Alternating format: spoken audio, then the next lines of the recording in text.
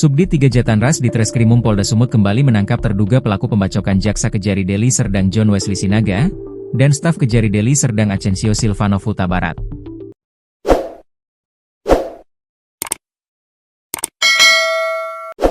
Satu orang lagi yang ditangkap ialah Mardiansyah alias Bendil. Penangkapan dilakukan Minggu 25 Mei 2025 malam, sekira pukul 22 WIB setelah melakukan rangkaian penyelidikan dan pencarian. Kapolda Sumut Irjen Wisnu Hermawan Februanto mengatakan, Mardiansyah alias Bendil berperan sebagai orang yang membonceng tersangka Surya Dharma alias Galo ke tempat kejadian, Sabtu 24 Mei.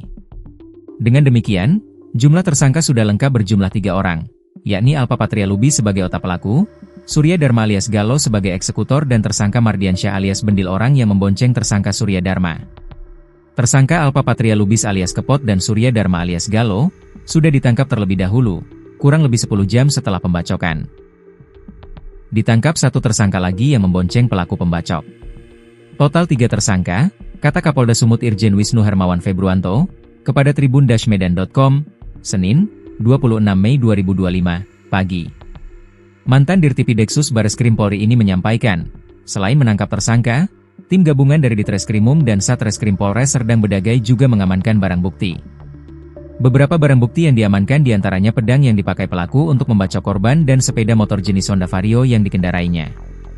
Dari foto yang diterima, pedang yang dipakai tampak panjang kurang lebih 60 cm dan berkarat. Sudah lengkap. Jaksa John Wesley Sinaga dan Ascensio Silvano Huta Barat di ladang kebun sawit di Desa Perbahingan, Kecamatan Kotarih, Kabupaten Serdang Bedagai, Sabtu, 24 Mei 2025. Kedua korban mengalami luka bacok serius pada tangan dan lengannya.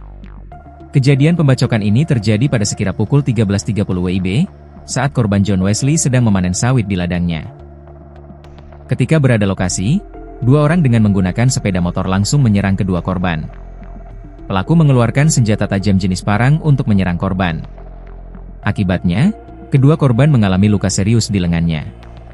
Karena kondisi luka yang cukup parah keduanya dirujuk ke RS Columbia Medan. Pada saat penanganan pertama, dari tempat kejadian perkara, TKP, kedua korban sempat dilarikan ke RSUD Amri Tambunan di Lubuk Pakam.